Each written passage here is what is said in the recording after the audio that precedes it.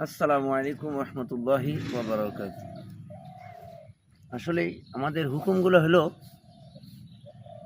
যে আমাদের আসল হুকুম, আমাদের ফরজ আগে আমাদেরকে ৫ ওয়াক্ত নামাজ, ৫ ওয়াক্ত সালাত আমাদেরকে আদায় করতে হবে।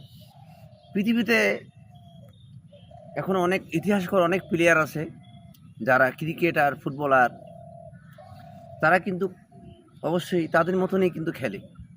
তারা আবার খেলা করার পরেও আবার দেখবেন তারা যখন নামাজের হুকুম হয়ে যায় তখন কিন্তু তারা মাঠের মধ্যে অনেক সময় আমরা দেখি, বিভিন্ন ভিডিওতে দেখি, বিভিন্ন সোশ্যাল মিডিয়াতে দেখি, তারা কিন্তু তাদের নামাজটুকু কিন্তু তারা ঠিক খেলার সময়টুকুর মধ্যে আদায় করেন। সুবহানাল্লাহ।